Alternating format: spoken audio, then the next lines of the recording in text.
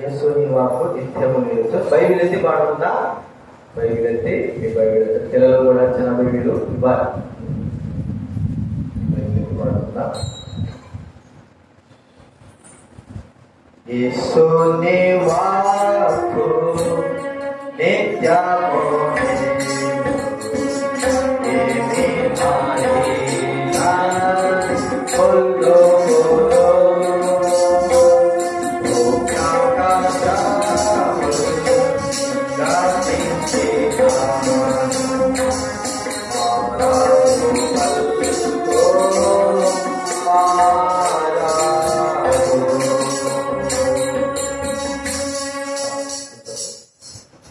వాక్యం మీద వర్తమానం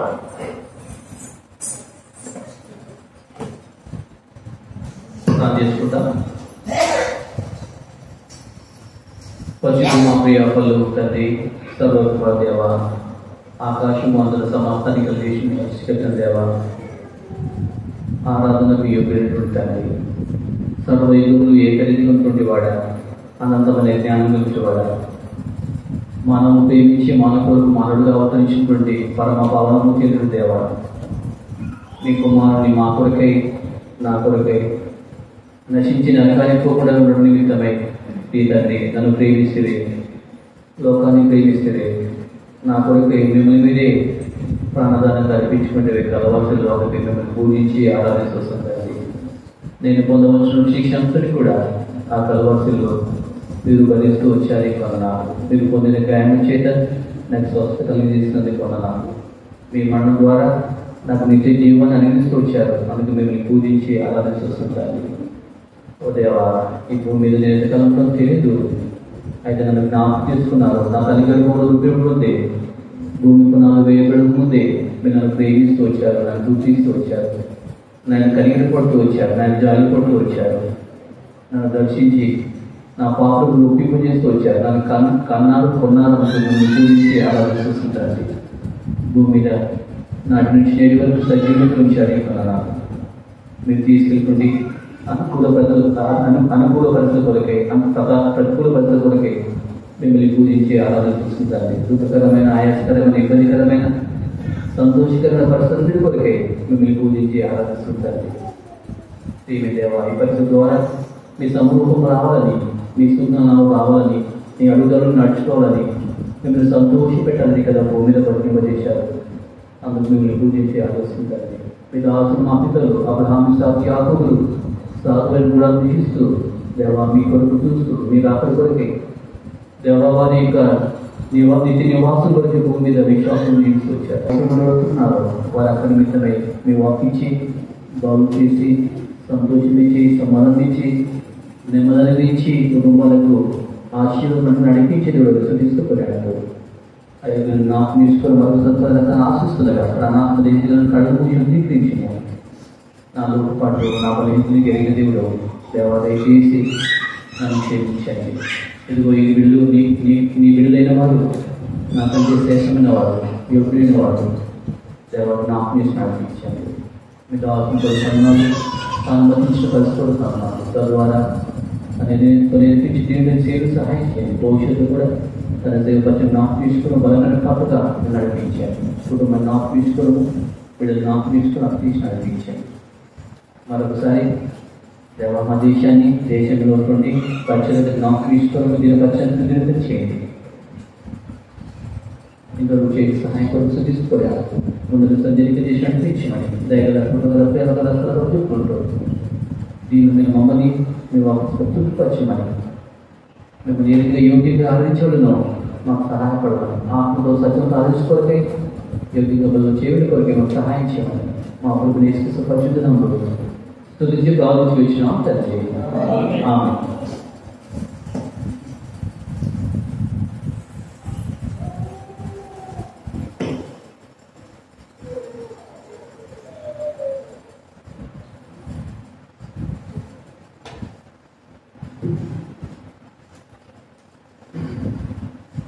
సువార్త 9వ అధ్యాయము. మీ అందరికి తెలుసండి. ఎలా ఉన్నారు? బాగున్నారా?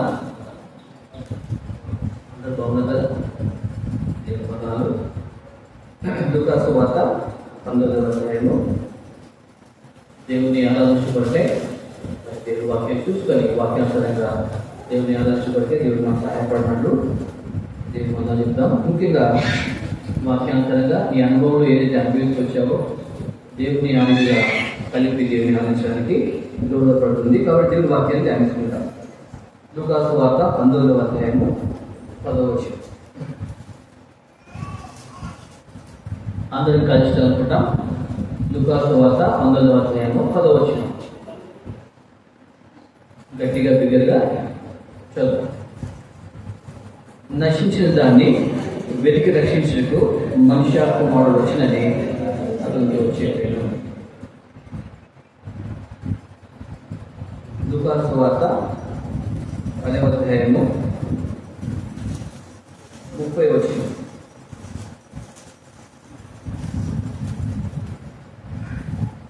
లూకాసు వార్త 10వ అధ్యాయము 30వ వచనము అందరం కలిసి చదువుకుందాం. అందుకు యేసు ఇట్లనెను, ఒక మనుషుడు యెరూషలేము నుండి యెరికో పట్టణం దిగి వెళ్ళుచు దొంగల చేతిలో చిక్కెను. వారు అతని బట్టలు దోచుకొని అతని కొట్టి పురప్రాణంతో విడిచిపోయేది. లూకాసు వార్త మరి 19వ అధ్యాయంలో 10వ వచనం చూసినట్లయితే అక్కడ రాయబడింది ఏమంటే, నశించే దాన్ని వెతికి రక్షించడానికి ఎవరు వచ్చారంట? మనుష్య కుమారుడు. ఈ మనుష్య కుమారుడు వారు ఎవరు అయ్యా అంటే దైవ కుమారుడు, అనగా సాక్షాత్తు దేవుడే నశించిపోయినటువంటి మనుషుల నిమిత్తమై ఆయన లోకానికి వచ్చాడు. నశించిపోయేది ఏమిటి అంటే, మనం కట్టుకున్న ఇండ్లైనా, కన్న బిడ్డలైనా, తర్వాత మనము ఆస్తిపాతైనా, అంతస్తైనా, మేడ నిధులైనా సమస్తం కూడా ఇదంతా కూడా నశించిపోయేది. అంతకంటే ముఖ్యంగా నీవు ఉన్నటువంటి దేహము నువ్వు బ్రతుకున్నప్పుడే ఏమైతే చెప్పండి, కృషించిపోతుంది లేక నశించిపోతుంది. వయసులో ఉన్నప్పుడు వీడేవాడు వాడేవాడు, వాడెంత వీడెంత, నేనంటే ఏమనుకున్నా, నా బలగం అంటే ఏమనుకున్నా, నా బలం అంటే ఏమనుకున్నా, అందం అంటే ఏమనుకున్నావు, నా బలగం ఏమనుకుంటున్నావు, నేను ఎవరనుకుంటున్నావు అని చెప్పేసి ఎంతో సార్లు మనం విరిగే వాళ్ళు ఉంటాం. కానీ నీకు తెలియదు, నువ్వు దినదినమో ఇంటికి దూరం అవుతున్నావు, కాటికి దగ్గర అవుతున్నావు అని నీకు తెలియదు. నీకు నాకు తెలియకుండానే మన దేహంలో ఉన్నటువంటి అవయవాలు కృషించిపోతున్నాయి లేక నశించిపోతున్నాయి. మన యొక్క బలము మనం విడిచిపోతా ఉంది, మన ఆరోగ్యము మనం విడిచిపోతా ఉంది. మనము ఇంటికి దూరం అవుతున్నాము, కాటికి దగ్గర అవుతున్నా ఎదురక వాడేవాడు వీడెంత వాడెంత, ఎవరేం చేస్తున్నారు, ఎవడెంత ఏం చేస్తారు చూసుకుంటా అది చేసుకుంటా అని చెప్పేసి ఎన్నోసార్లు విధవేయేవాడుగా, మదించి మాట్లాడేవాడుగా, నీ వయసు మించి మాట్లాడేటువంటి వాడుగా నీవు ఉంటున్నాడు. ఇది సత్యం కాదా?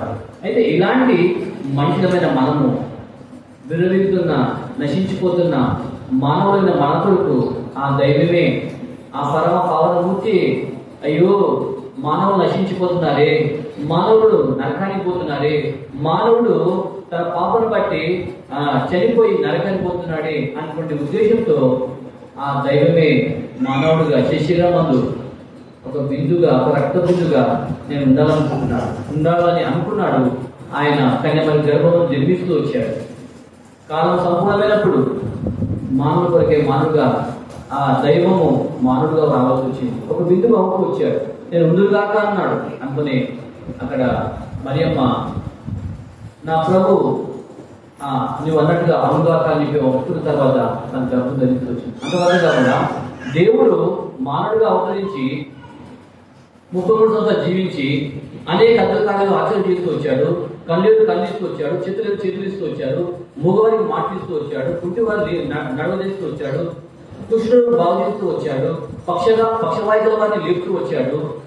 అంత మాత్రం కాకుండా నీళ్ళను ద్రాక్షరసంగా మారుతూ వచ్చాడు, సముద్రం మీద నడుస్తూ వచ్చాడు. ఇవన్నీ నేను చేయడం రాలేదు, కానీ నశించి నరకానికి పోతున్నటువంటి మానవుల కొరకై నేను వచ్చానని చెప్తూ వచ్చాడు. అంత మాత్రం కాకుండా పాపం రక్షించడానికి నేను వచ్చాను అంటున్నాడు. దైవమే మన పట్ల కనికరం గలవాడే, ప్రేమ గలవాడే, నశించిపోతున్న మానవుల కొరకై ఆదిలో ఏదేలో ఉన్నటువంటి ఆ పాప మానవుని పతనమైపోయినటువంటి ఆ మానవుని రక్షించడానికి, పతనమైపోయినటువంటి ఆ మనిషిని రక్షించడానికి ఆదిలో ఏదేదో ఉన్నటువంటి ఆ మనిషిని కాపాడడానికి, ఆ మనిషిని తన రాజ్యాన్ని చేర్చుకోవడానికి, తన యొక్క సొత్తుగా చేసుకోవడానికి, తన ఇంటిలో చేర్చుకోవడానికి, తన రాజ్యంలో ఉండడానికి, అతనికి గొప్ప అంతస్తు చేయడానికి దేవుడే మానవుడిగా అవతరించవలసి వచ్చింది. అందుకొరకనే లూకాసు వార్త 19:10 నశించిన దాన్ని వెలిగి రక్షించడానికి ఎవరు వచ్చారట? మనిషి కుమారుడు. ఎవరయ్యా ఈ మనిషి కుమారుడు అంటే దైవమే, దైవత్వమే మానవుడిగా అవతరించినటువంటి మానవుడే ఈ దైవ కుమారుడు, ఈ యొక్క మనిషి కుమారుడు. ఈ మనిషి కుమారుడు దైవ కుమారుడు వాడు. మనిషి కుమారుడు మాకు ఎందుకు మనిషి కుమారుడుగా మారాలి? దేవునికి ఏం పట్టిందని, దేవునికి ఏం కలిగిందని అంటే ఈ మనిషిని మనల్ని ఆయన ఎంతగానో ప్రేమిస్తాడు. ఎందుకయ్యా అంతగా ప్రేమించాలి అంటే ఆదిలో ఏదేంలో తన స్వరూపమందు తన పోలిక చొప్పున నరులు చేశాడు కాబట్టి, అయ్యో నా పోలిక చొప్పునటువంటి ఈ మనిషి నశించిపోట ఆ దేవుడికి ఇష్టం లేక దైవ మానవుడు మనిషి కుమారుడుగా ఈ లోకానికి వచ్చాడు. అందుకొరకనే ఈ దినాన ఆరాధించడానికి వచ్చిన మనము ఒకప్పుడు నేను కూడా నశించి నరకానికి పాత్రమైన మనల్ని ప్రేమించి తన కుమారునిగా రాజ్యభారం చేయడానికి ఆ దేవుడి లోపలికి వచ్చాడు. అంత మాత్రం కాకుండా ఎన్నో అద్భుతంగా తీసుకొచ్చాడు. కట్టకట్టుగా తన ప్రాణాన్ని దానంగా తీసుకొచ్చాడు. అందుకొరకనే సిలువలో ఉన్నప్పుడు అంటున్నాడు, తండ్రి మీరు ఏం చేస్తున్నారు? మీరెందుకు కనుక వీరిని క్షమించుము. అంటే మనం ఎంత తప్పు చేసినా, మనం ఎంత పాపం చేసినా, మనం ఎంతగా తుచ్చమైన వాటిని అలవాటు పెట్టినప్పటికీ దేవుడి ప్రేమ ఎన్నాడు కూడా తగ్గలేదు. దేవుడి ప్రేమ ఎన్నాడు కూడా మారలేదు. ఎందుకంటే నీవు ఆయనకి ఇష్టము, నీవు ఆయనకు కావాలి. కానీ ఇదన్నా నీవు దేవుడు వదిలిపెడుతున్నావు, మందం వదిలిపెడుతున్నావు, దేవుడి వాక్యం వదిలిపెడుతున్నావు. ఈ లోపల ఏం బ్రతకాలా, ఏం తినాలా, ఏం త్రాగాలా, ఏం సంపాదించుకోవాలా, పేరు పెడితే సంపాదించాలని ఇటు వెళ్తున్నావు తప్ప దేవుడు నిన్ను ప్రేమించి తన తానే రిపులుగా తగ్గించుకొని తన తానే తన ప్రాణాన్ని అర్పించి ఇది నాకు తెలుసు ప్రయాసపడి పాపవరం వస్తువు సమస్తమైన వాళ్ళరా నా దగ్గర రండి మీకు ఇస్తాను అంటారు. ప్రియమైన వాళ్ళరా, ఇంకా ఎవరైతే నీ పాపలు ఇంకా కొట్టుమిట్టాడుతున్నామేమో, మన బయలు ఆవరించిందేమో, నీ పాపల పశ్చాత్త పడలేకపోయినామేమో, అయితే ఇది నేను అంటున్నాడు, బిడ్డ కుమారుడు నీ ఉదయం నాకు ఇమ్ము అంటున్నాడు. కాబట్టి ఉదయమే ఆయనకు ఆలయం చేసుకుందాం అనుకుంటున్నాడు. కాబట్టి నీ పాప ఉదయం ఇంకా ఎవరైతే యేసు నమ్మకపోతే, ఇంకా ఇప్పుడు నీ ఉదయం లేకపోతే నీ పాపలు నశించి నరకానికి పోవడం ఆయనకి ఇష్టం లేక నిన్న మాట్లాడుతున్నాడు.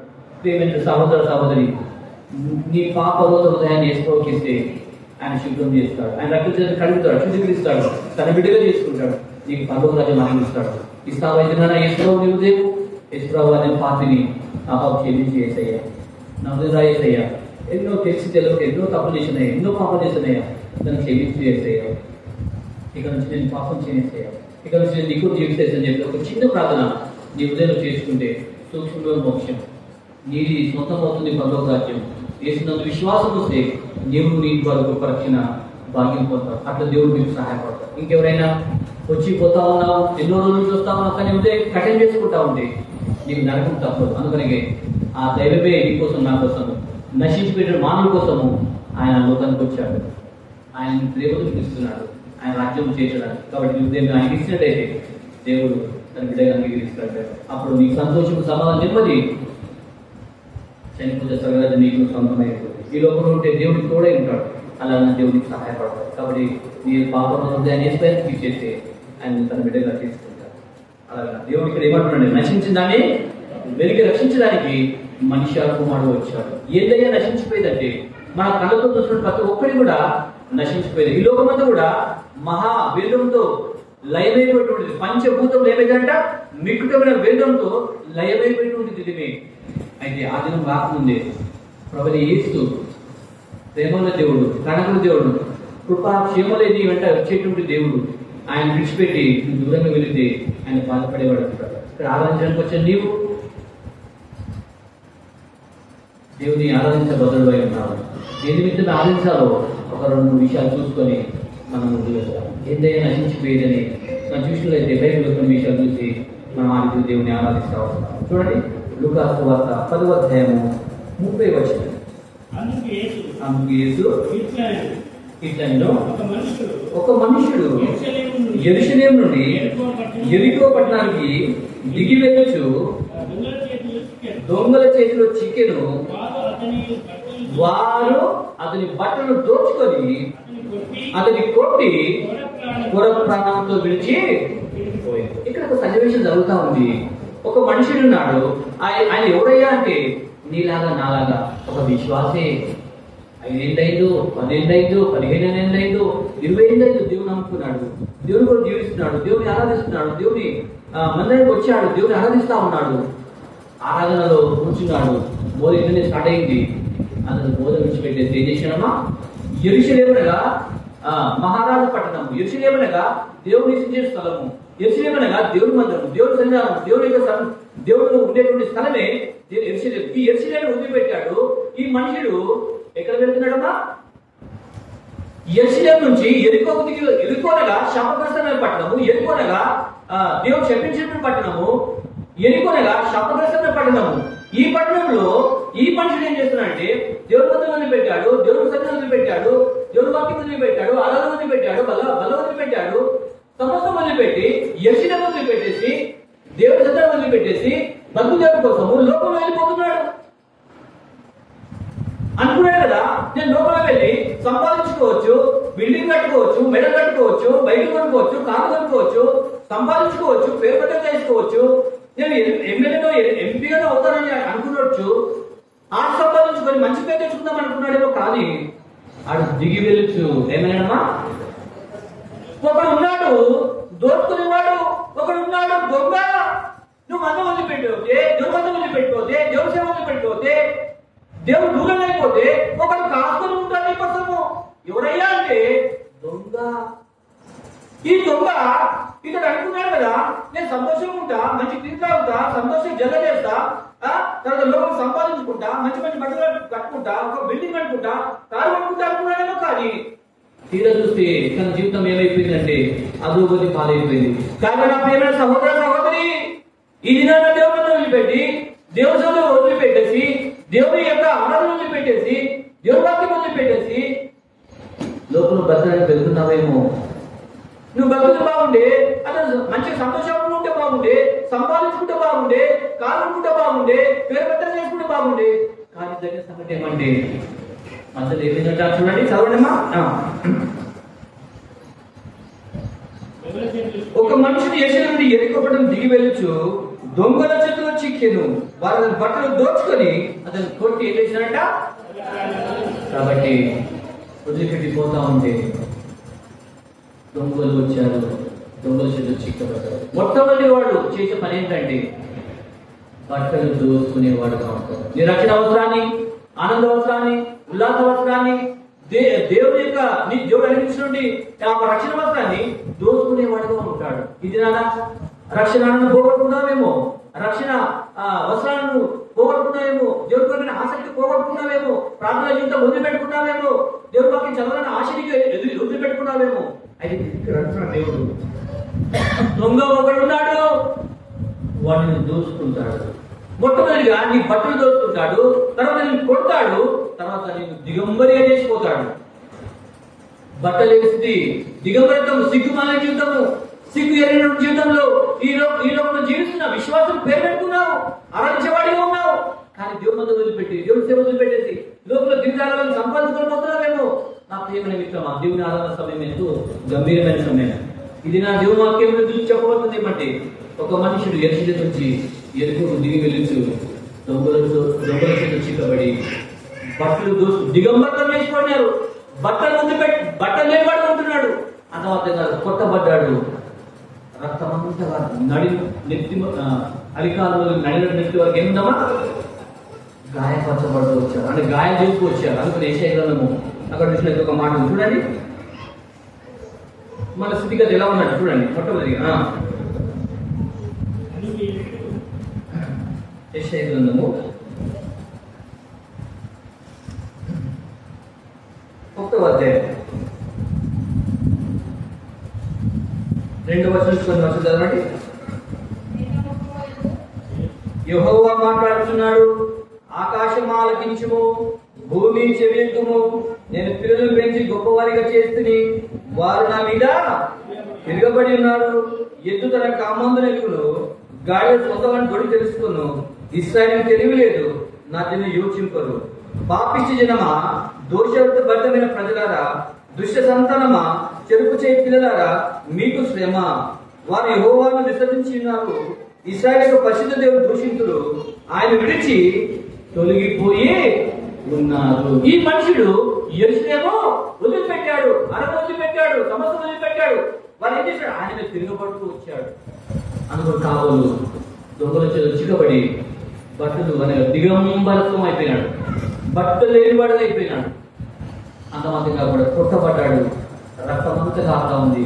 అరికాలు మొదలు తల వరకు ఎక్కడ ఏమి లేట. చూడండి 5వ వచనం, 6వ వచనం.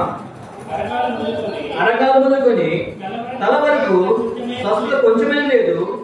ఎక్కడ చూసిన గాయములు, దెబ్బలు, పచ్చి పండ్లు, అవి పిండబడలేదు, కట్టబడలేదు.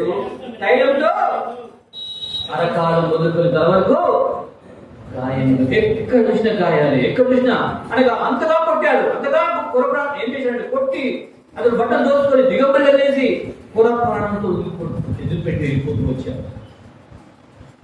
నా ప్రియమైన సహోదరుడా, నీ ఆత్మీయ జీవితం ఎలా ఉంది? దేవుడు వదిలిపెట్టి, దేవుని వాక్యం వదిలిపెట్టి, దేవుని మందం వదిలిపెట్టి, దేవుని ఆనందం వదిలిపెట్టి, దేవుని సేవ వదిలిపెట్టి లోకంలో తింటాడని పోతున్నావా? సంతోషించడానికి పోతున్నావా? లోకమే శాస్త్రం అనుకుంటున్నావా? లోకం సంతోషం అనుకుంటున్నావా? కాదు సుమా. విశ్వాసం నీవు, దేవుని బిడ్డలు చెప్పుకుని నీకు ప్రమాదం పొంచి ఉంది. దొంగ దోసుకునేవాడు కాసుకొని కూర్చున్నాడు. నీ స్థితిగతి ఇప్పుడు అట్టడుగు స్థితిలో ఉంది. దేవుని పైన కృష్ణ ఆసక్తి లేదు, ఆశ లేదు. దేవుని పైన కృష్ణ ఆశ లేని వాడు ఉంటున్నావు. కారణం ఏంటంటే వారి చేతులు చిక్కబడ్డావు. అయితే ప్రేమల దేవుడు, కర్ణగల దేవుడు ఇది నన్ను ప్రేమించి తన హక్కును చేసుకోవాలని, తన మంద నడిపించాలని, తను సేవించబడని చేయాలని, తను ఆరాధించబడి చేయాలని ఇదని ఇష్టపడుతున్నాడు. అందుకని ఈ మనుషుడు యెరూషలేము నుంచి ఎరుకో దిగిమిలుచు దొంగలు చేతులు చిక్కబడ్డాడు, బట్టలు దోసుకున్నాడు, తర్వాత కొట్టారు, మన ప్రాణంతో వదిలిపెట్టారు. కాబట్టి రక్తం అంతా కాస్తా ఉంది. విషయం కొట్టారు, కొట్టి కొట్టి కొట్టి ఏం చేశారని వదిలిపెట్టి. అయితే అది కాదు వరకు ఎక్కడ చూసిన గాయాలే. ఈ గాయపడినటువంటి ఈ వ్యక్తి ఇక తెలిసి చచ్చిపోతాడు. అయ్యో, నన్ను కాపాడవారు ఎవరు లేదా, నన్ను కాపాడవారు ఎవరు లేదా, అయ్యయ్యో నేను దూరం చేత పడి దిగంబరి లేకపోతే నన్ను కాపాడవారు ఎవరైనా లేచారా అని ఎదురు చూస్తా ఉన్నాడు. కానీ ఎవరూ లేదు అక్కడ.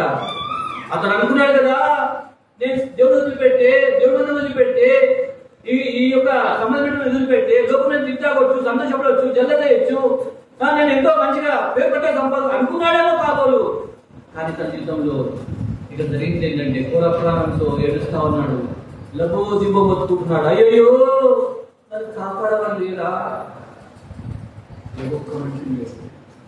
అయితే ప్రయాణం అయితే అక్కడ కొంతమంది వెళ్తున్నారు. ఒక పర్సన్ వెళ్తూ వచ్చాడు, ఒక యాదవుడు వెళ్తూ వచ్చాడు. వెళ్తూ అక్కడ చూశారు, పురప్రాణంతో రక్తంలో కొరడంతో ఈ మనిషిని చూశారు. అయ్యో జరిగి చచ్చిపోయేటప్పుడు ఈ మనిషిని చూశారు. చూసి పక్కగా అయిపోయిన ఒక యాజకుడు. రెండో వ్యక్తి వచ్చాడు, పరిసైడు వచ్చాడు, అక్కడ చూశాడు. అతను చూసి ఏం చేశాడు? పక్కగా ఈయన యాజకుడు అనగా దేవుడికి ప్రజల మధ్యవర్తిగా ఉండేవాడు. పరిసైడు అనగా దేవుడి మందిరంలో సేవ చేసేవాడు. ఇలాంటి దేవుడితో ఉంటూనే, దేవుని యొక్క సేవ చేస్తూనే ఒక వ్యక్తి పడినట్టు చూసి తను పట్టనట్టుగా వెళ్ళిపోతూ వచ్చాడు. సేవకుడమైన నీవు, విశ్వాసమైన నీవు, పరిసైడు నీవు, ఎవరి ఆపదలో ఉంటే, కష్టంలో ఉంటే, నష్టంలో ఉంటే, కన్నీటితో ఉంటే, పురప్రాణంతో ఉంటే చూసినట్టుగా వెళ్ళిపోతున్నావేమో. ఇక్కడ చెప్పబడుతుంది ఏమంటే ఆ యాజకుడు తర్వాత పరిసయుడు చూస్తున్నట్టుగా వెళ్ళిపోతూ వచ్చాడు.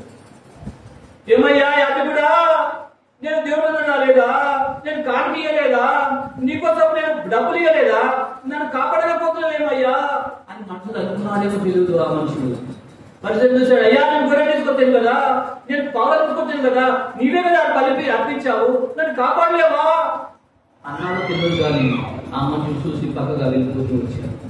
అయితే ఒక మనుషుడు ఉన్నాడు. ఆ మనిషి ఎవరో కాదు, ఆ దైవమే మనిషి ఆత్మైనటువంటి ఈ మనిషి, నశించిపోయేటువంటి ఈ మనిషిని కోసము, రక్తంలో కొట్టుకున్నటువంటి ఈ మనిషిని కోసము ఏం చేశాడంటే ఆ మనిషి అంటాను లూకాసు వార్త అదే వచ్చాను 30 వచ్చి చదవండి. సార్ ఇంకా కిందికి. ఆ సమయంలో 33 వచ్చింది చదవండి. ఆ సమయమంతటా యాజకుడు 33. అయితే ఒక సమరయుడు ప్రయాణమైపోవచ్చు అతడు పడిన చోటికి వచ్చి అతని చూచి అతని మీద జారిపడి దగ్గరకు పోయి నూనెయు ద్రాక్షరసము పోసి అతని గాయము కట్టి తన వాహనం మీద ఎక్కించి ఒక పూట కులవని ఇంటికి తీసుకుని పోయి అతని పరమాశించి. అయితే ఒక సమరయుడు, యాజకుడు వెళ్ళిపోయినాడు, పరిచయం వెళ్ళిపోయినాడు. వీళ్ళు దేవుని సేవకులే, దేవుని పరిచయం చేసేవారే, దేవుని ఎక్కువ సేవ చేసేవారే, దేవుని ఆనందించేవారే, దేవుని కొరకు జీవించేవారే. కానీ ఒకడు 12 చోట్ల చూసి ఏం చేశాడమ్మా? సహాయం చేయకుండా వెళ్ళిపో. ఈనాడు నువ్వు నేను కూడా విశ్వాసం పేరు పెట్టుకుంటావు, ఆరాధించేవాడిని పెట్టుకుంటావు, ఎప్పుడో సహవాసం పేరు పెట్టుకుంటావు. కానీ నీ మాట సరిగా లేదు, నీ చూపు సరిగా లేదు, నీ పద్ధతి సరిగా లేదు, ఒక సహాయం చేసే గుణము లేదు. ఇంటికి వచ్చి ఆరాధిస్తా ఉంటే దేవుడు అన్ని ఆరాధన అంగీకరిస్తాడా? ఎంత మాత్రం కూడా అంగీకరిస్తాడు. అయితే ఒక మంచి సమయం దేవుడే మంచి సమయం ఏం చేశాడంటే ప్రయాణం. ఈ సమయం ఎవరయ్యా అంటే దేవుడు ఎదిగిన వాడు, దేవుడు మతం అంటే ఎదిగిన వాడు, దేవుడు వాక్యం అంటే ఎదిగిన వాడు, దేవుడు కంటే కృషి లేని వాడు, అన్యుడు, దేవుడికి సమయం దేవుడి బంధానికి రావడానికి అరిగంతలేనటువంటి వాడు. ఇలాంటి మనుషుడు ఏం చేశాడంట? అయితే ఒక సమయం ప్రయాణం అయిపోవచ్చు పడిన చోటికి ఏం చేశాడట? దగ్గరికి వచ్చాడు. అంత మాత్రం అంత పని ఏం చేశాడట? జాలి పడ్డాడు. నువ్వు నేను కూడా ఒకప్పుడు నశించిపోయి నరకానికి నీ స్థితిగతి కూడా ఈ మనిషి లాంటిది ఎరుసలేములు పెట్టి ఎరుకోపోయినటువంటి ప్రయాణం ఉన్నటువంటి ఈ మనిషి స్వభావం లాంటి వాళ్ళనే మనం అందరం కూడా. అయితే ఈ మనిషి నశించిపోయిన ఈ మనిషి కోసం మంచి సమయుడుగా తను ప్రయాణమై ఆ లోకం వదిలిపెట్టి ఈ లోకంకి వచ్చి ఈ మనిషి కోసం దగ్గరికి వచ్చి అతని మీద జాలిపడి ధైర్యం తీసి ఎగిరిచంట నూనెయో ద్రాక్షరసం పోసి ఆయన గాయాలన్నీ కూడా ఎగిరిచాడు, తుడిచాడు, ప్రేమతో తుడిచాడు, రాస్తూ వచ్చాడు, మన్నంతా రాస్తూ వచ్చాడు, కట్టుకట్టాడు. అంత మాత్రం కదా సరే కట్టుకట్టాడు పోరవై అని చెప్పి అన్నాడా? అలా వదిలిపెట్టి పోరా అడిగి వదిలిపెళ్ళే. అయ్యయ్యో ఈ మనుషుడు చనిపోతాడే, పొరపాటులో ఉన్నాడే, ఇతను జాలిపడి కట్టని కట్టి గాయమంతా తుడిచి నీళ్లు కాపి ఏం చేశాడు? ఇక మంచి చేసిన పో అన్నాడా? ఏం చేశాడు? తిరిగి తన వాహనం ఎక్కించుకొని ఉండకులవన్నీ తీసుకొచ్చాడు. ఉండకులవన్నీ అనగా దేవుని మందిని నడిపిస్తూ వచ్చాడు. అంత మాత్రం మంచి సైనికుడిగా ఇసుప్రవారు నశించిపోయేటువంటి ఈ మనిషి కోసం అతను ప్రయాణమై వచ్చి అతను జాలిపడి దగ్గరికి వచ్చి జాలిపడి కనిగిరపడి నూనెయు తైలం రాసి కట్లన్నీ కట్టి తన వాహనం మీద ఎక్కించుకొని ఏం చేశాడు? ఒక పూట కులవన్నీ తీసుకుపోయి అప్పుడు అంటున్నాడు కదా, అయ్యా ఇదిగో 2 కాసులు తీశాడు, ఇదిగో ఇతని ఖర్చు పెట్టు, ఇతని గాయం మంచి చేయి, ఇతని భోజనం పెట్టు, ఇతని బాగు చూసుకో అని చెప్పి 2 కాసులు ఇచ్చాడు. ఏందయ్యా 2 కాసులు అంటే? పాత నిబంధన కొత్త నిబంధన అనగా ఇంకోటి పరిశుద్ధాత్మని సంచరించాడు, పరిశుద్ధ లేఖన మన మాతృభాషలో ఇచ్చాడు. దీని ద్వారా మనం ఏం చేయాలంటే ఆయన ఆదించేవారిగా, ఆయన సేవించేవారిగా, ఆయన ప్రేమించేవారిగా, ఆయన కొరకు జీవించేవారిగా, మన మాట కాదు మన ప్రవర్తన ద్వారా ఆయన చూపించేవారిగా మనం ఉండాలని మనకేం చేశాడు? 2 కాసులు ఇస్తూ వచ్చాడు. పరిశుద్ధాత్మదేవుడు సంచరించాడు, పరిశుద్ధ సంఘాన్ని ఇస్తూ వచ్చాడు. ఇంకో ఏంటంటే నీకోసమే మరొక రాజ్యాన్ని సిద్ధపరుస్తా ఉన్నాడు. కాగా నా ప్రియమైన సహోదరుడా, నువ్వు నశించిపోవడం దేవుడికి ఇష్టం లేదు, నువ్వు నశించి అనకపోవడం దేవుడికి ఇష్టం లేదు. నువ్వు ప్రేమిస్తున్నాడు. ఈ ప్రేమలో దేవుడు, కనికరంలో దేవుడు, ప్రేమాత్మైన దేవుడు యేసుక్రీస్తు వారు నేను ప్రేమించి నీ కొరకే తన ప్రాణాన్ని అర్పిస్తూ వచ్చాడు. ఇప్పుడు ప్రయాసపడి పాపం వరం వస్తున్న సంవత్సరం కాదా నా దగ్గర రండి. నువ్వు ఏ కులస్తుడైనా, ఏ మతస్థుడైనా, ఏ జన చెందినప్పటికీ, చదువు వచ్చిన చదువురాకపోయినా, నువ్వు ఈ కులస్తుడైనా ఆ కులస్తుడైనా, నువ్వు ఏ దేశం చేసినప్పటికీ నీ పాపంలో హృదయాన్ని ప్రవర్తిస్తే ఆయన కడిగి దిగునిస్తాడు, ఆయన నీ బిడ్డగా అంగీకరిస్తాడు. నీకు సూక్ష్మంలో మోక్షం అవుతుంది. యేసు విశ్వాసం వస్తే నీ పదోరాజ్యం మీదవుతా ఉంది. కాబట్టి నీకు పదోరాజ్యం వద్దా? నీ పాపం క్షమించబడితేనే పదోరాజ్యం వద్దు. అందుకనే వేదాలు చెప్తా ఉన్నాయి, ఉపశక్తులు చెప్తానే తనలో పాప పరిహారం రక్తప్రోక్షణ ఆవశ్యకం, తన రక్తం పరమాత్మైన దాడుకునే బలిహారం అంటున్నారు. అనగా పాప పరిహారం కావాలంటే ఆ యజ్ఞం కాల్చబెట్టుబడి రక్తం చిందించబడాలి. ఆ రక్తమే పరమాత్మ రక్తం కావాలా. ఆ పరమాత్మ రక్తం ద్వారానే పాప పరిహారం అవుతుంది. అనగా పాప యేసు ప్రభువు రక్షించిపెట్టిన మానవ కొరకు వీళ్ళకి వచ్చి నీకోసం నాకు వచ్చే శిక్ష అంతా వచ్చారు. కాబట్టి యేసు విశ్వాసం ఉంచండి, అప్పుడు మీరు మీ వారు గొప్ప రక్షణ పొందుతారు. పదవ రాజ్యం మీదవుతారు. ఈ లోకం శాస్త్రం కాస్తున్నా ఇది 3 రోజులు వచ్చాడా మాయపడ్డారు అందరి ఈ లోకంలో. ఈ రోజు ఇంట్లోనే మంట ఏది శాస్త్రం కాదు. శాస్త్రమైన ఒకటే పదవ రాజ్యం, శాస్త్రమైన ఒకటే దేవుడు రాజ్యం. ఆ దేవుడు రాజ్యం కావాలంటే చిన్న ఉదయం నీ చిన్న ప్రార్థన చేసుకో, ఉదయంలో చిన్న ప్రార్థన చేసుకోవాలి. పాపని పాపం క్షమించేసేయాలి, నన్ను బిడ్డకు తీసుకెళ్ళేసేయాలి. ఎన్నోసార్లు తెలిసిన వ్యక్తులు తప్పు చేసినట్టే నన్ను క్షమించండి. ఒక చిన్న వృద్ధంలో ప్రార్థించుకునే సూక్ష్మంలో మోక్షం నీకు లభిస్తాం. కాబట్టి ఈ మనుషుడు పడిన చోటికి వచ్చి జాలిపడి ఏం చేశాడమ్మా? దేవుని మంది నడిపిస్తూ వచ్చాడు. కుటుంబుల వారిని తీసుకొచ్చే కుటుంబుల వారిని దేవుని మంది నడిపించాడు. తర్వాత 2 కాసులు ఇచ్చాడు. తర్వాత ఇంకేమైనా ఖర్చు చేస్తే ఏం చేస్తే నీకు మళ్ళా తిరిగి వచ్చినప్పుడు ఇస్తాను. కాబట్టి యేసు ప్రభు మళ్ళీ తిరిగి రాబోతున్నాడు. ఆయన రాకడలో నీ అక్కర్లు, నీ అవసరాలు, నీ బాధలు, నీ ఇబ్బందులు, కష్టాలు ఆయన ఎరుగును. నువ్వు ఎలాంటి స్థితిలో ఉన్నా, నువ్వు ఎలాంటి బాధలు ఉన్నా, ఇలాంటి స్థితిగతిలో ఉన్నప్పటికీ దేవుడు నీ అక్కడికి ఇచ్చేవాడు ఉన్నాడు. ఆయన తిరిగి రాబోతా ఉన్నాడు. కాబట్టి ఇక్కడ చూసినట్లయితే మంచి సరైనట్టుగా నీకోసం నా కోసం యేసు వారితో ఆనందించడంగా అర్పిస్తూ వచ్చాడు. కాబట్టి ఈ నశించిపెట్టే ఈ మనుషుల కోసము మంచి సరైనట్టుగా యేసు వారు ఏం చేశారో వచ్చేసి పరమాశిస్తూ వచ్చారు. ఇంకో మాట చూస్తాం చూడండి. మార్క్స్ వార్త 5వ అధ్యాయం. మార్క్స్ వార్త 5వ అధ్యాయము 1వ వచనం.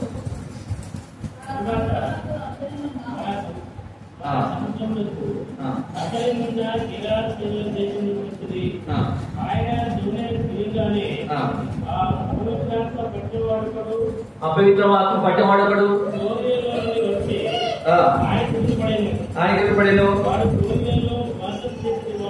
ఎక్కడ ఉన్నాడంటే వాడు సమాధుల్లో వాసము చేసిన వాడు సంఖ్యలతో నేను ఎవడు వారిని బంధింపలేకపోయాను.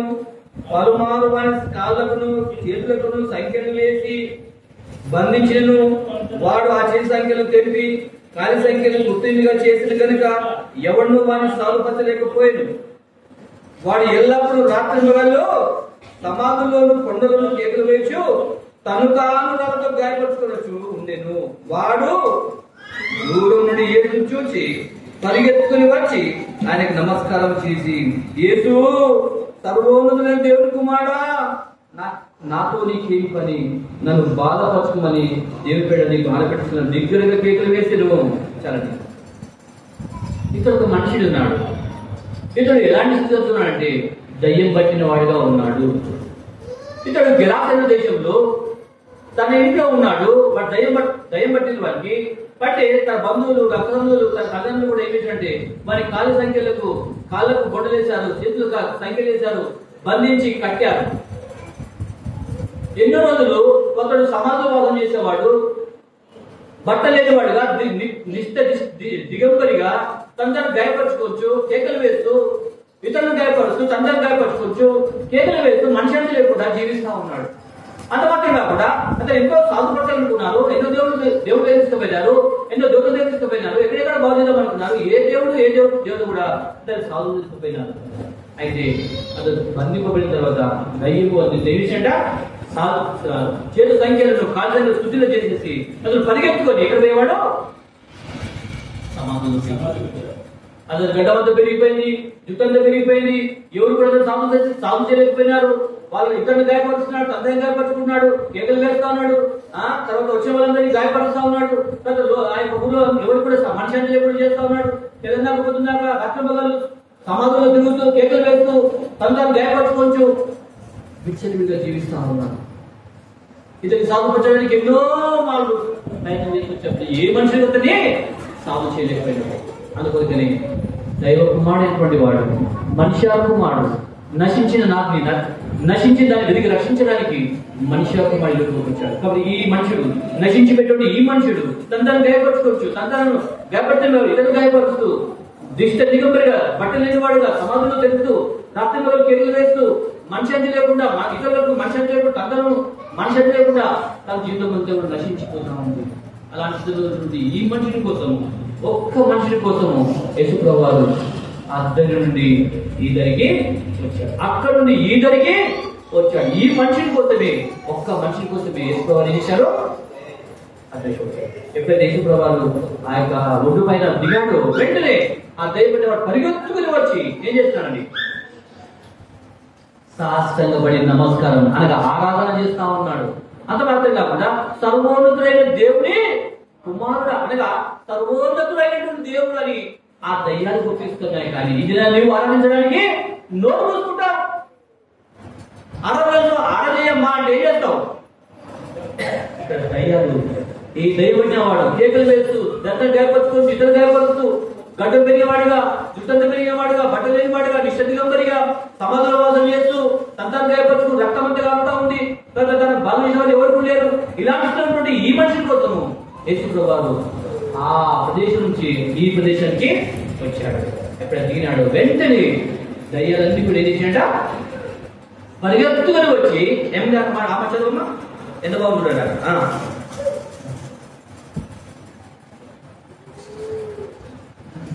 ఆలోచన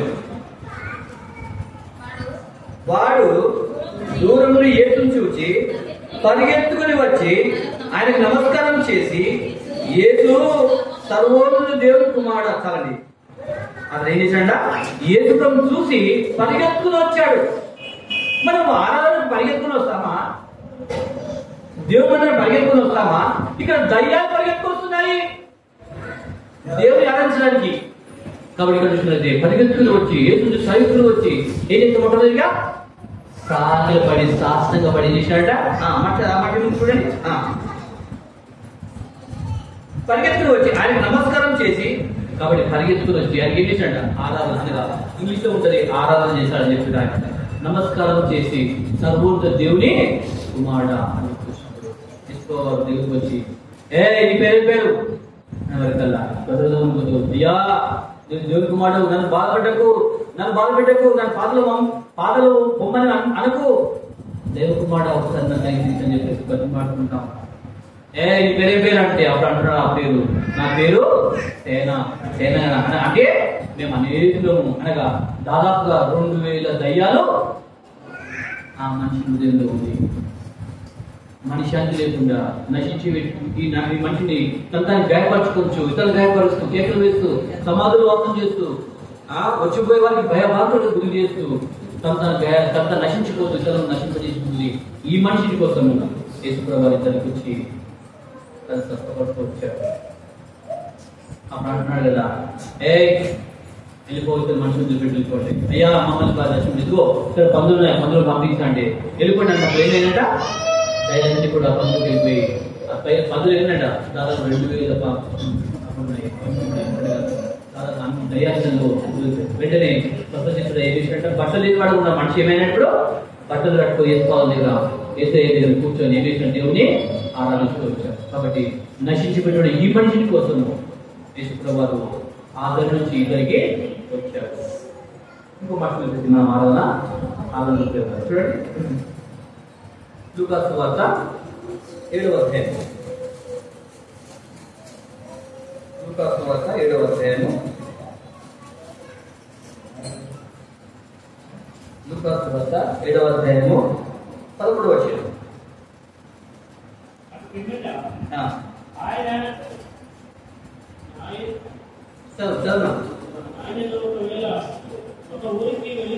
కొంచెం మంచి చదవాలి మంచి చదవాలి ఓకేనా?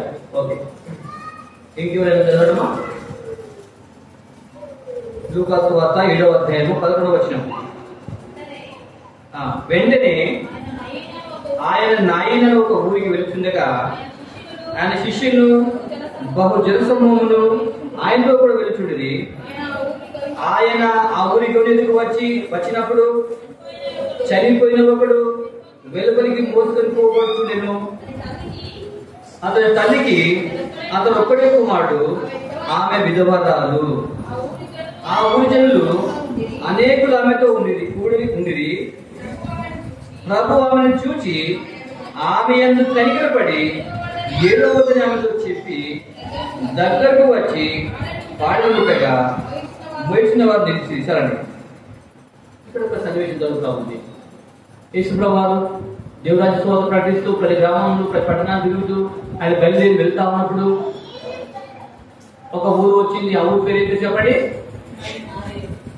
నాయిన్ అనే ఒక ఊరు వచ్చింది. ఆ ఊరిలో ఒక విధవరాలు ఉంది. అనగా ఒక కుటుంబం ఉంది, ఒక భార్య భర్తలు ఉన్నారు. అయితే అప్పుడు సంతోషంగా వ్యవసాయం చేసుకుంటూ తన కుటుంబాన్ని పోషిస్తూ నడుస్తా ఉన్నారు. అయితే ఆ తల్లి ఎంతో సంతోషంగా దేవుని ఆరాధించేది, దేవుడితో జీవించేది, భర్తతో కలిసి దేవుడి మందిరానికి వచ్చేది. అలా జీవిస్తున్న సమయంలో భర్త ఏమైపోయినాడో చనిపోతూ వచ్చాడు. చిన్న బిడ్డ కడుపులో ఉన్నప్పుడే తండ్రి ఏమైనాడు? చనిపోయినాడు. చనిపోయిన తర్వాత ఆమె దబోతో మొత్తుకుంది, అయ్యయ్యో నాకు ఆధారమైన వాడు, నా యొక్క నాకు నీడలాంటి వాడు, నాకు తోడైనటువంటి వాడు, 100 ఏళ్ళు జీవిస్తానని చెప్పి ప్రమాణం చేసినటువంటి వ్యక్తి నన్ను విడిచిపోయాడు, నేనేం చేయొద్దు అని ఈ విధవలు అంటే చెప్పండి. విధవలు అంటే ఎవరండి? భర్త చనిపోయినటువంటి. అయితే పిల్లవాడు పుట్టాడు, పిల్లవాడు చిన్నగా ఉన్నాడు, పిల్లవాడు మంచిగా చదువుకుంటున్నాడు. అయితే అలా సమయం లోపల ఏమైపోయిందంటే భర్త చనిపోయిన తర్వాత భర్త చనిపోయిన బాధలో ఏడుస్తా ఉంది. నా నేను తొలిగిపోయింది, నా భర్త చనిపోయినాడే, నేనేం చేస్తాను, ఈ పిల్లవాడిని ఎలా పెంచుకోవాలా, నేను ఎలా జీవించాలా అని ఆ తల్లి ఆవేదన పడుతూ దేవుడు తన భర్త కోసం ఎన్నోసార్లు ఏడుస్తా ఉంది. ఏడుస్తూ అనుకుంది కదా, సరే నా భర్త పోలేము కానీ నాకు నా ఇంటికి ఒక దీపము ఉన్నది, నాకు ఒక కుమారుడు ఉన్నాడు, ఈ కుమారుడు చూసుకొని ఏం చేస్తా, నేను బతుకుతాను అనుకున్నదేమో. కానీ తన భర్త చచ్చిపోయిన తర్వాత తన పాలెళ్ళు, తన అన్నములు తన భూమిని గుంజుకున్నారు, ఇంటిలో నుంచి వెలగొట్టారు. తర్వాత తన యొక్క పాలెలందరూ కూడా, తన అన్నములందరూ కూడా ఆమెను తన భర్త చచ్చిపోయిన తర్వాత ఆమెను ఏం చేశారు? వదిలిపెట్టేశారు, వెలగొట్టారు. తన భూమిని ఆక్రమించుకున్నారు, ఇంటిని ఆక్రమించుకున్నాడు. ఈ తల్లి బిడ్డలు ఏం చేశారు? వెలగొట్టేశారు. వెలగొట్టి అయ్యో నేనేం చేయొచ్చు, భూమిని చూసుకుంటే భూమి పోయింది, ఇల్లు చూసుకుంటే ఇల్లు అయిపోయింది, నా పాలన భగవాన్ నన్ను ద్వేషిస్తున్నారు, భగవాన్ నన్ను కోపించుకొని నన్ను పంపించాలి, ఏం చేయాలా? ఒకగానొక కుమారుడు, నా కుమారుడు చూసుకొని బతుకుతాని అనుకుందేమో. కానీ తాను వెళ్తూ వచ్చింది, ఆ కుమారుడు చూసుకొని మళ్ళా పెంచుకొని ఎంతో కాయకష్టం పెంచుకొని ఆ పిల్లాన్ని చూసుకుంటూ ముచ్చిపోతా ఉంది. ఎందుకంటే నాకు దేవనాడి ముసలిధనంలో నాకు పోషించేవాడు ఉన్నాడు, ముసలిధనం నన్ను కాపాడేవాడు ఉన్నాడు, నా ఇంటి దీపము ఈ చిన్నోడు ఉన్నాడు, కాబట్టి వీటితో బతుకుతా అనుకొని ఆస్తి బయటపడలేదు, అంతస్తు బయటపడలేదు, ఇల్లు బయటపడలేదు. కానీ నా కుమారుడు చాలని చెప్పేసి అనుకుంది. కుమారుడు చూసుకొని ఏం చేసింది? కాయకష్టం ఆయన ఇంట్లో పని చేసుకున్నది, కుమారుడు పోషించుకుంది, మంచిగా చదివేదానికి స్కూల్ పంపించింది. ఆమె ఏదో కాయకష్టం చేసుకుని వచ్చి చిన్న పాకిస్తూ అక్కడ జీవిస్తా ఉంది. అలాంటి సమయం లోపల ఏమైపోయింది అంటే కుమారుడు కొండలకు అయ్యో మొగడు చచ్చిపోయిండు, పోతే పర్లేదులే, భూమి పోతే పర్లేదులే, ఇల్లు పోతే పర్లేదులే, కానీ కుమారుడు కదా, ఈ కుమారుడు చూడబోతా అనుకుంటే ఈ కుమారుడు ఏమైపోయినాడు? ఇంటి దీపం కాస్త చీకటి అయిపోయింది కదా, అయ్యో దేవుడా ఎందుకు నా స్థితి కది, నాకు ఎందుకు బతుకు అని రోడ్డుస్తూ వచ్చింది తల్లి. మొగలు పైన భర్తలో బాధలో ఉన్నప్పుడే కుమారుడు చచ్చిపోతే ఆ తల్లి యొక్క కడుపు కోత ఎంతో ఘోరమైంది. ఆమె ఏడుస్తూ ఉంది, ప్రలాపడుతుంది. అయ్యో భూమి పోయింది అనుకుంటే భూమి ఉందనుకుంటే భూమి పోయింది, ఇల్లు తడుకుంటే బతుకు ఇల్లు ఉందంటే ఏదైతే ఆకాశం చేస్తుంది, ఇంట్లో ఉంటామనుకుంటే ఇల్లు కూడా తీసుకున్నది, భగవాన్ దూరం చేసి నా భర్త చనిపోయిన తర్వాత నాతో మాట్లాడడానికి నా తల్లిని కూడా లేదు, అన్నలు కూడా దగ్గర రావడం లేదు, దగ్గర తీయడం లేదు, నన్ను ఉండదాన్ని కాబట్టి నన్ను ఎవరు కూడా కనిపించడం లేదు, నా భర్త ఏం బ్రతుకు అని చెప్పి అనుకుంటే తెలియదు. కానీ తన కొడుకు ఉన్న దీపం మారిపోయినప్పుడు తను ఎంతో ఏడుస్తా ఉంది. ఈ వేదన, ఈ కన్నీరు, ఈ బాధ అంతా కూడా ఎదురు చూశాడు. చూసి అప్పుడు ఆ ఊరికి ఎదురుగా ఇంకా అయిపోయిన పని అని చెప్పేసి చేసింది. కొడుకును ఏమంటారు, ఇది ఏమంటారు, పాడ కట్టారు, కాడ మీద పెట్టారు. ఇంకా సమాధి కోసం పోతా ఉంటే తల్లి ఏడుస్తుంది, రొమ్ము కొట్టుకుంటా ఉంది. ఆ ఊళ్ళందరూ కూడా అయ్యో భర్త శుభాలు ఉంటుంది, కొడుకు చచ్చిపోయింది, ఈయన గతి ఏమిటి అని చెప్పేసి అందరూ ఏడ్చి అందరూ కలిసి వస్తా ఉంటే ఈ బాధలు, ఈ వేదనలు, ఈ కన్నీటిని యేసు ప్రభువు చూశాడు. నీ బాధ, ఇబ్బంది, కష్టం, కన్నీరు ఏమైంది నాన్న, దేవుడు నేను చూస్తున్నాడు, నీకు ఎదురుగా వస్తాడు దేవుడు. ఆ తల్లి ఎంతో వేదన పడతా ఉంటే యేసు ప్రభు దగ్గరికి వచ్చారు. ఆ ఊళ్ళ నుంచి ఆమె తీసుకొని మోసుకొని వస్తా ఉంటే, బాబు తీసుకొస్తా ఉంటే అప్పుడు ఏమన్నా చూడండి వేసుకోవారు.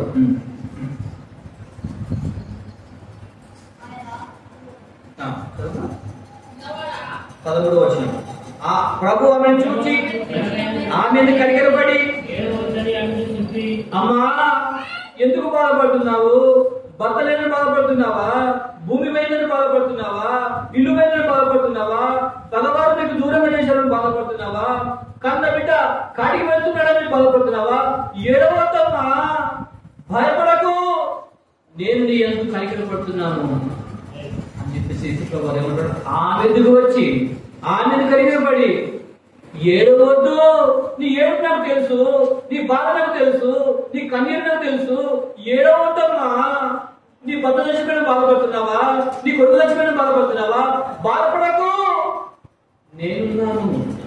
నువ్వు ఎట్టి స్థితిలో ఉన్నా, ఎంత కష్టంలో ఉన్నా, ఏ కన్నీటిలో ఉన్నా, ఏ బాధలో ఉన్నా నేనున్నాను. నీవు మాత్రం ఏడవద్దు. కనికరముల దేవుడు, ప్రేమల దేవుడు, దయదర్శకుల దేవుడు నీ ఎదురు వస్తాడు. నేను నీ ఎదురు కనికరపడతాడు. నీ బాధను, దుఃఖాన్ని తీసివేసేవాడు ఉన్నాడు. అందుకొరికి నేను ఏడవద్దండి. పాటలు ముట్టాడు. ముట్టి పాడబట్టిన వెంటనే మోసుకున్న వారు ఏం చేశారు? కిందకి దించి వెంటనే ఏమంటున్నాడు? యశ్వర్ చూడు చదవమ్మా.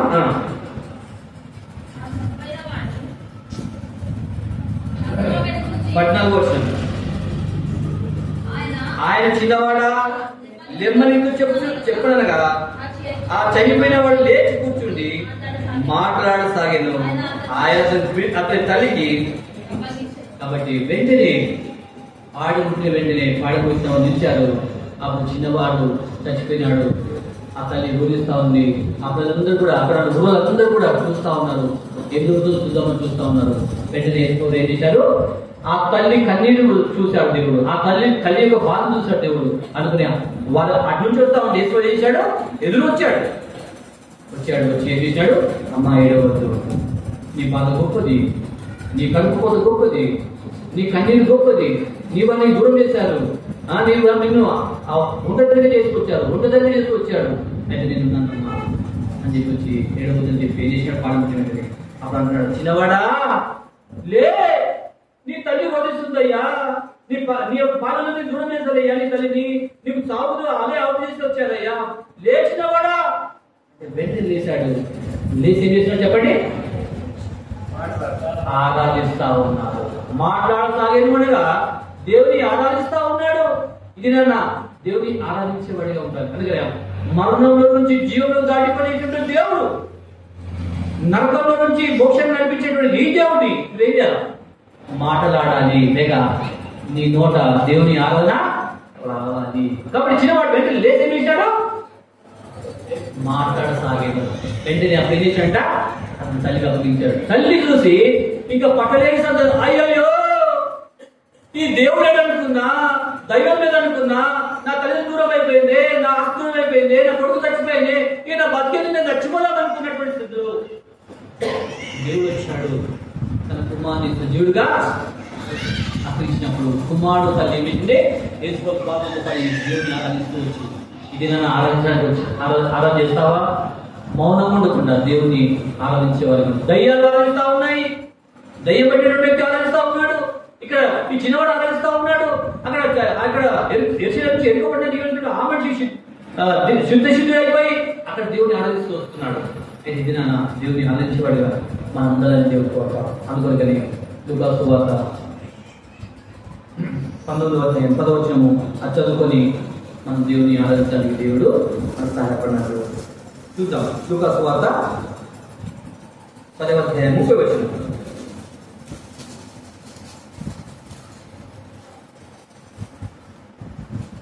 అందరం చదువుదామా? సారీ, లూకా సువార్త 19వ అధ్యాయం 10వ వచనం.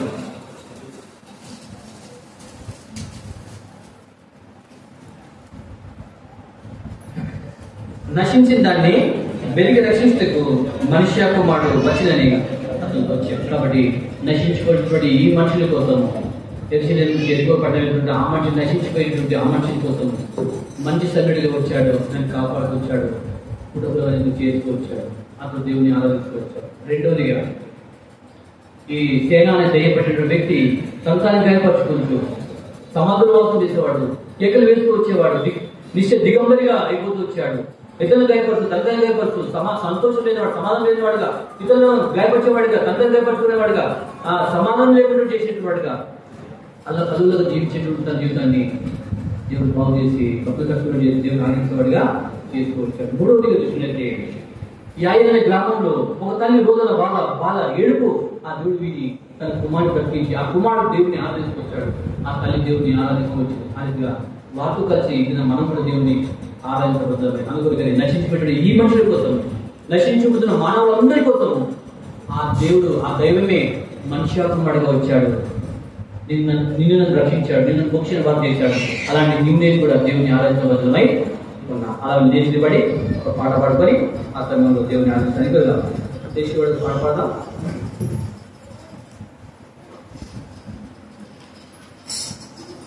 లేచి నిలబడి లైన్లో ఉండండి.